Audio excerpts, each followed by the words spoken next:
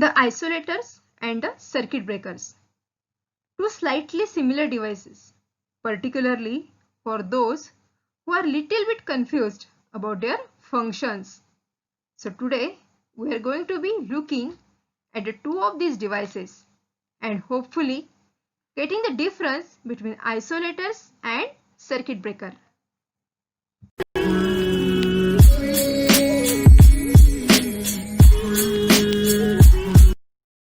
In electrical power system, there are many stages of power transmission, right from generation up to consumer end. And at each level of generation, transmission and distribution, as well as utilization, we need to make and break the circuits, isn't it?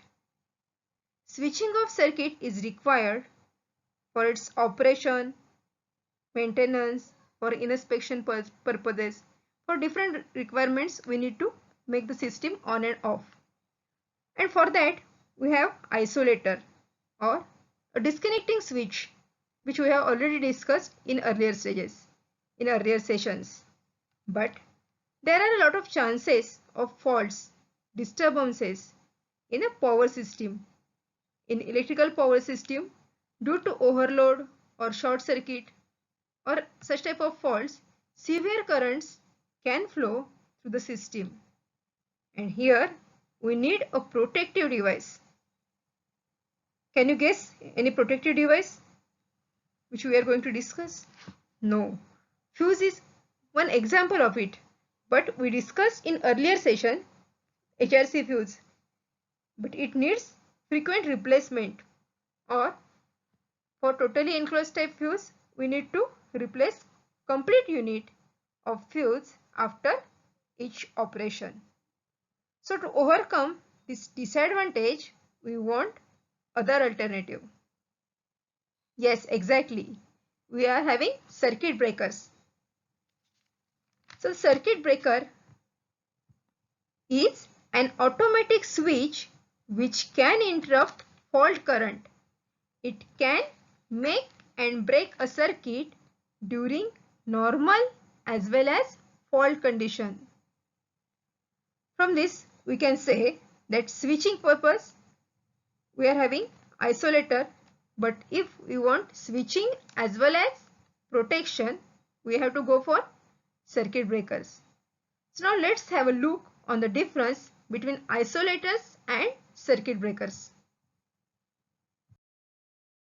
Here we are going to differentiate isolator and circuit breaker on different bases.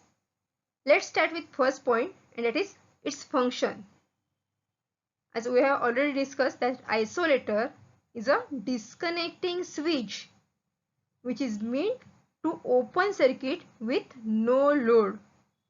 This particular isolator is operated at no load condition, and circuit breaker is able to open a circuit that is carrying current. So on load condition also we are able to operate circuit breaker. This is a major difference in between isolator and circuit breaker according to its function. Now move to next point. It is on the basis of its isolation, which type of function it provides. So isolator is specifically for isolating system. Isolator is designed to isolate the power system, faulty sections, or the section on which we want to carry out different repairing and maintenance, or for inspection purpose. The part which we want to isolate, for that purpose we are having one main switch that is called isolator. So isolator isolates the system, some sections. And the second part is circuit breaker. So it is a current interrupting or current breaking device. It means if during normal condition that particular device can make and break the circuit, and during fault condition the same device is going to provide us protection. So as I said, the isolator is only for disconnecting purpose. It is like a main switch. Isolator never gives protection from fault current. if any fault occurs in the system and if any severe current flows through that isolator, then it will damage the isolator. Isolator is going to carry that current but for a shorter period, and because of that heavy current your isolator may get damaged. It is not going to isolate the system, or it is not going to protect power system during fault condition, which is not the case in case of circuit breaker. Circuit breaker is made to give the protection. It gives or it provides the protection against short circuit, overload, or in few cases you are having RCCB or ELCB. In that case it provides earth leakage current protection also. Next is type of device. Which type of device your isolator and circuit breaker is. Depending on that you can differentiate between isolator and circuit breaker. So isolator is off-load operating device.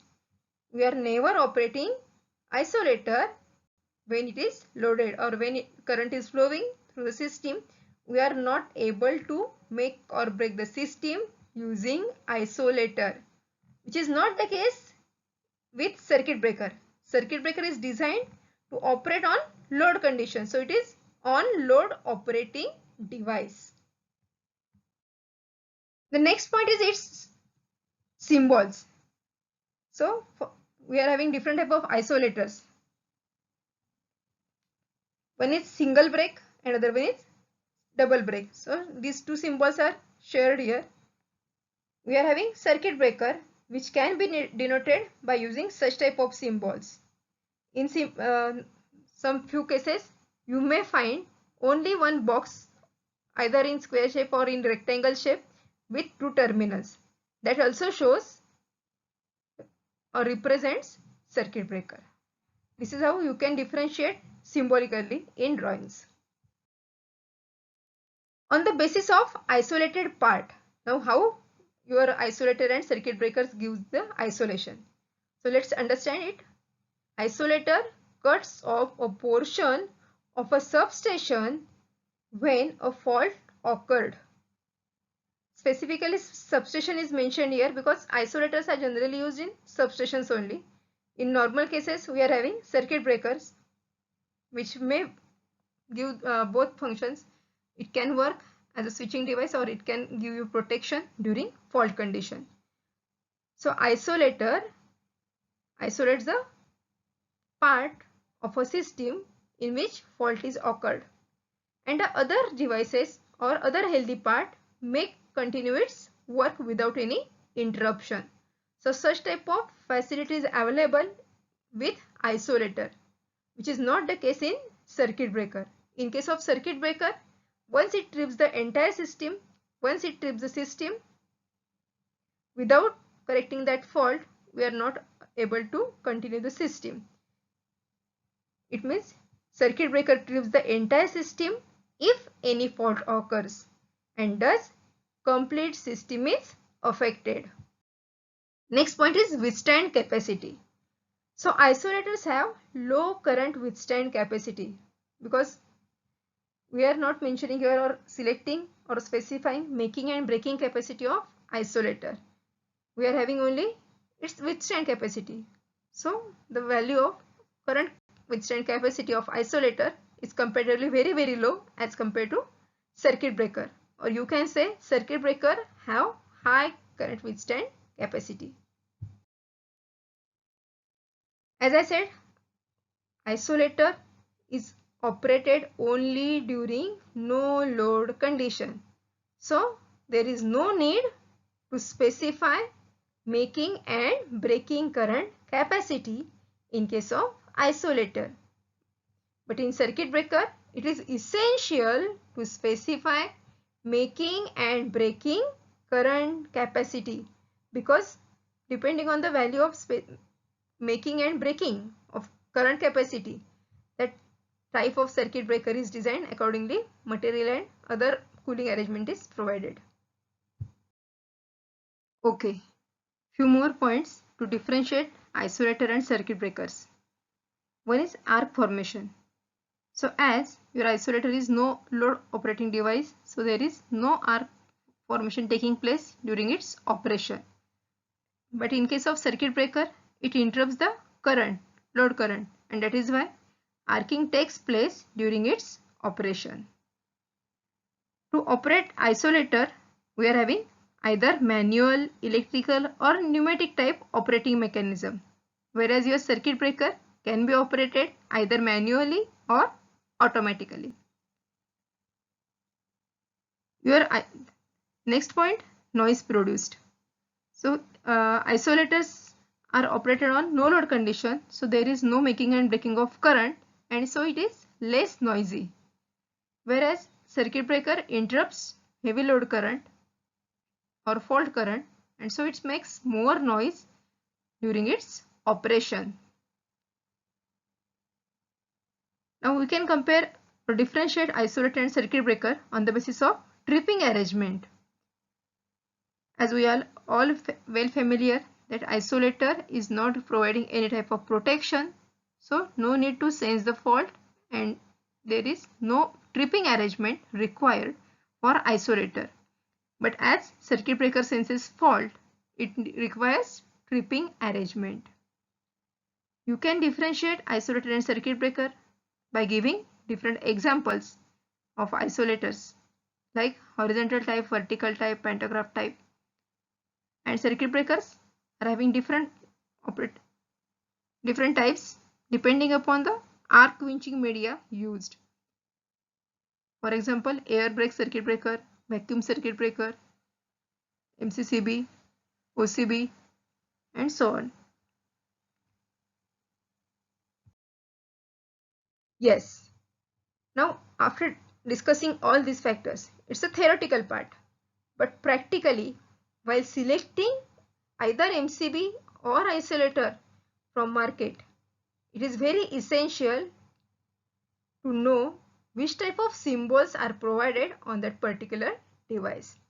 So if in markets you may find 2-pole or 3-pole type isolators which looks just like MCB or circuit breaker. So if two units are kept in front of you, then you might be confused while selecting whether it is isolator or circuit breaker. So while purchasing or selecting any device from market, it is essential to understand the symbol which is provided on that particular unit. If you are having two devices in front of you, and if one shows you such type of symbol, then it means it's a isolator. It is just going to provide switching action during no load condition. But if such type of symbols are there, either this or second one, it is a circuit breaker. And one more thing which I would like to specify here is the shape. On this particular symbol, you are having one stepwise symbol and other one is curve symbol. So these two indicates the difference. This particular first part shows you that this device is going to give you protection against overload. This part gives you the indication that your device is going to give you protection against overload. And the second part shows you that it gives protection against short circuit. So while selecting any type of device from market, purchasing different devices from market, it is very important to understand such type of symbols which are given on that particular product.